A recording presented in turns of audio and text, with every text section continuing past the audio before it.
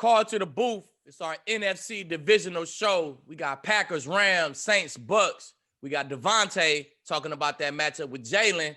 Paul, let's do it.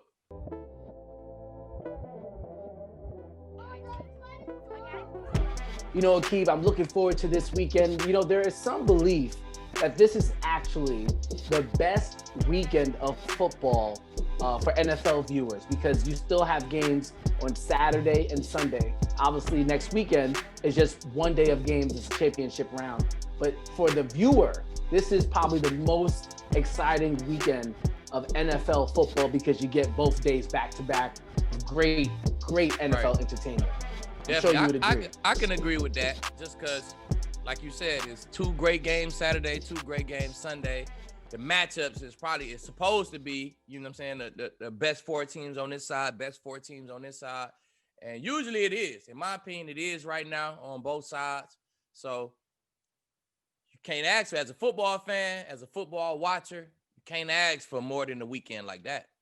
You can't ask for more than that, as you said. And I am very excited for the Devontae Adams, Jalen Ramsey. Hopefully Jalen shadows him. That is going to be a great matchup. And we talked to Devontae Adams about that. So stay tuned for the second portion of this show so you can hear our interview with Devontae Adams. But before we do that, I don't know have you seen that graphic with the History Channel?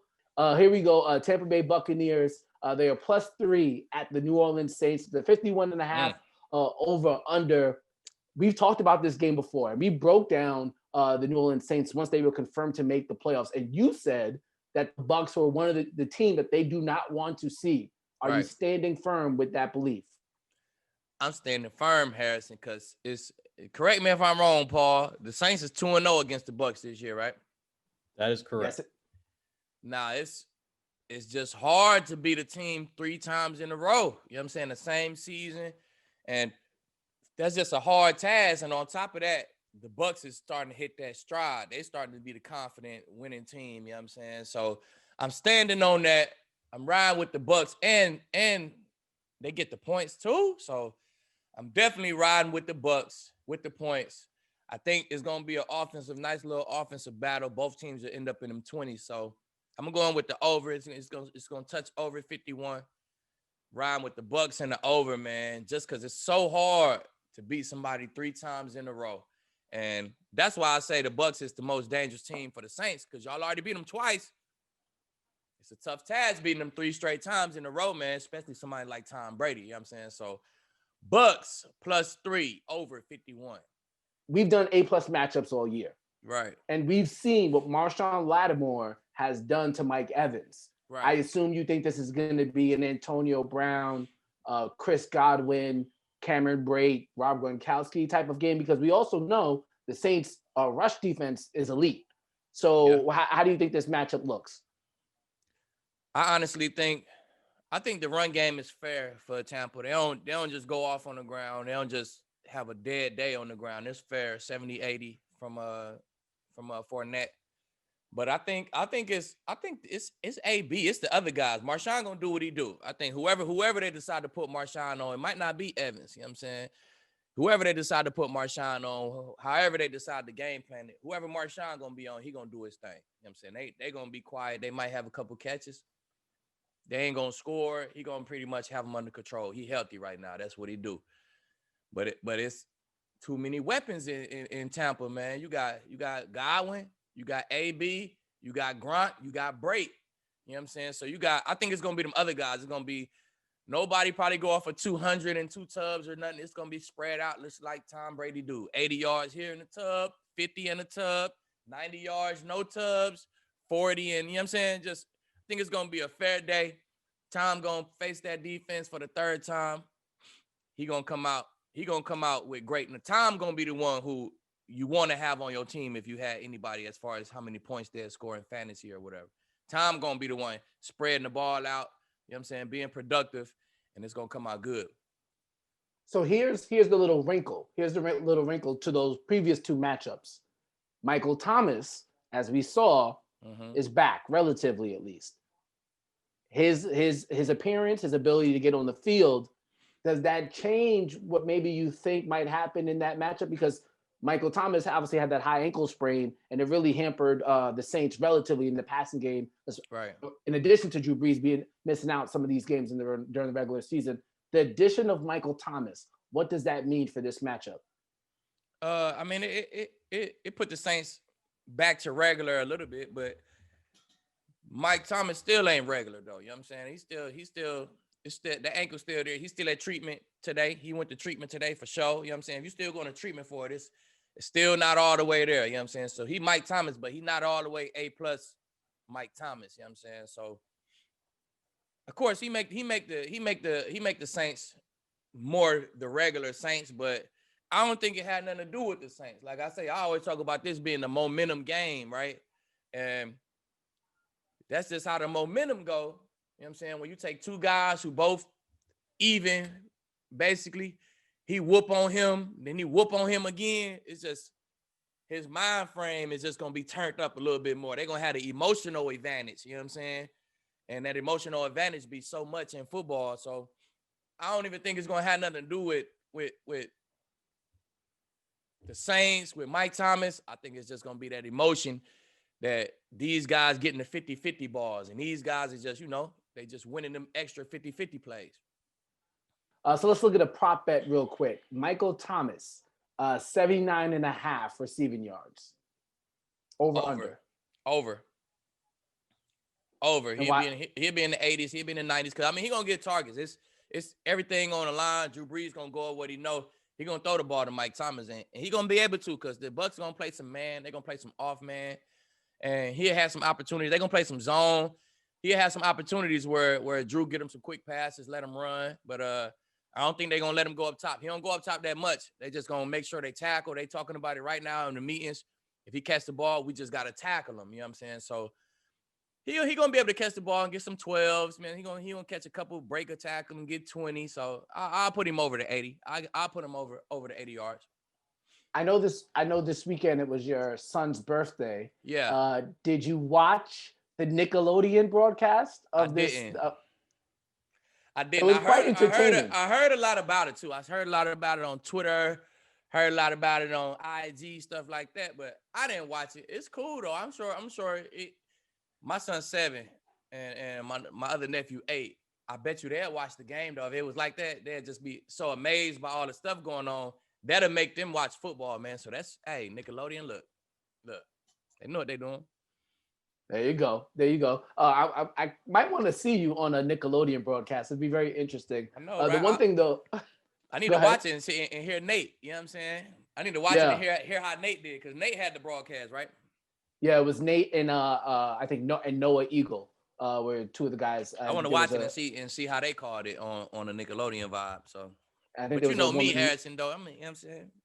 Yeah, no, we gotta put my mind to it. I can do it. There you go. Exactly. Speaking of which, I don't know if this game will have a Nickelodeon broadcast, but again, this is a game that we're excited to watch, and we talked to Davante Adams about it, which you'll hear in a moment. The Rams are +7 at the Packers, 46 over under. Paul, before we even dig into that game, what's the latest injury update with Jared Goff? Has Sean McVay named him the starter yet? I don't believe so, correct? I've not seen an official word.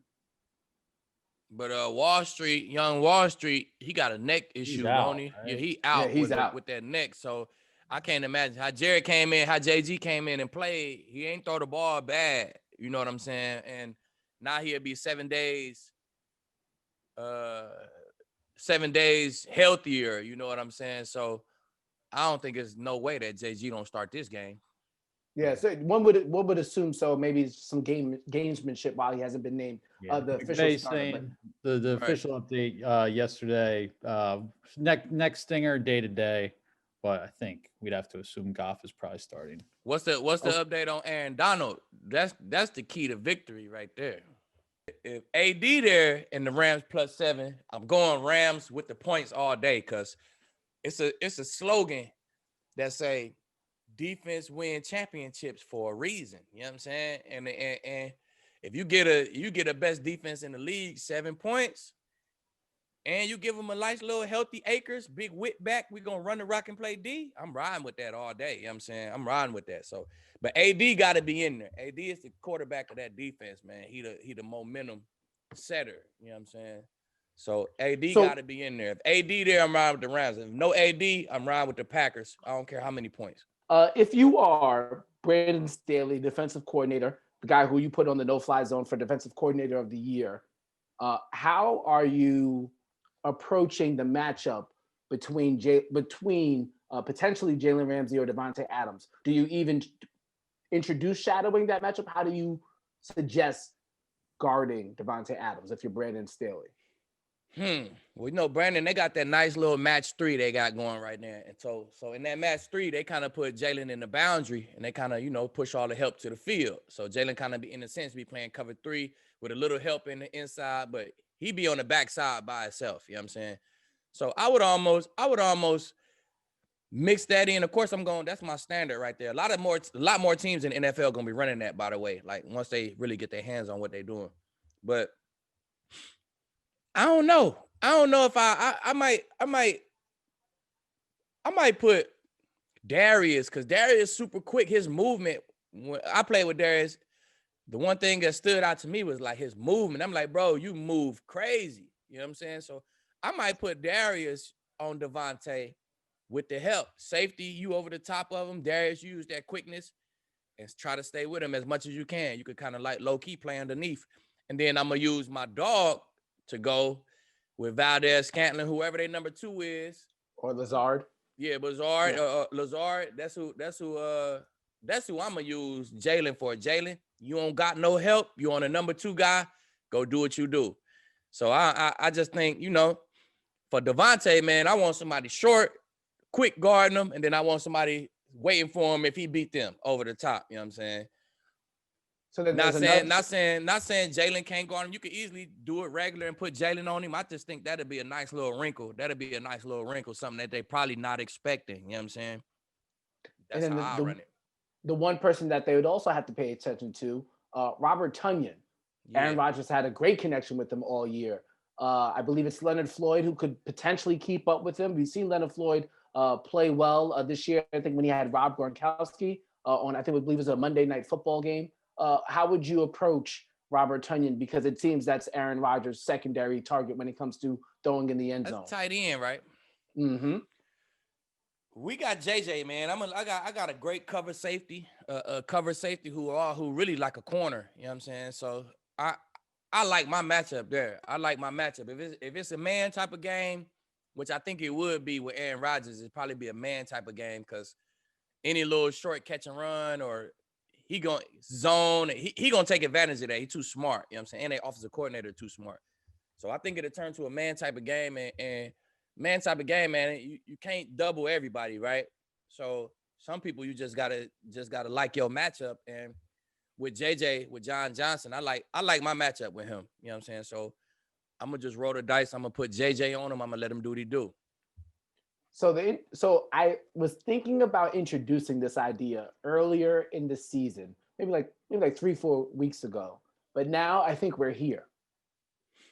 If the Rams pull this off, coming off of beating the Seattle Seahawks, considering the injuries or the lack of reliability of the quarterback position because of the injuries and Jared Goff not being 100%, they might be, and you would be the official judge on this, they might be approaching no-fly zone territory. True or false? If they win this game? Yeah, obviously they got to win the whole thing to really cement it. Yeah. But they're creeping up there, I would assume. Yeah. You want to give it to them. Nah, they creeping, but we was just different, man. You know what I'm saying? As far as everything, man, just how we carried ourselves as a team. You know what I'm saying? You can't name yourself a team. If I ain't saying they not a team, you know what I'm saying? And then COVID, we don't know. They could have been chilling together every day and not just showing it because of COVID. Like, you know what I'm saying? But just due to this times and them times, like when you saw one of us, you pretty much saw all of us, you know what I'm saying? At all times. And that had a lot to do with no fly too, just our camaraderie, bro. Like, you know what I'm saying? I don't know if that's ever going to be matched. I don't know if that camaraderie ever going to be matched, you know what I'm saying? So, but first and foremost, you can't be the no-fly zone without no chip. So until first they got to win the chip, and then we could have this on the show. Fair enough. They are creeping though. That is to be acknowledged. They got good numbers. And then finally, when we looked at the Green Bay Packers, remember we were doing our playoff superlatives, we identified their weakness. It was rush defense. Cam Akers, over under here, 72.5 rushing yards. Over. And that's because? That's just because he healthy right now. Their line is more in sync. They just added Big Whit back to the line, and he gonna get the carries. He gonna have the carries because Sean McVay know how to get to the chip. He got to run this ball, and he know what make his offense go. And his if they getting good movement up front, that's gonna make his offense go. So he been here before and got away from what he wanted to do. So he ain't gonna get away from what he want to do today.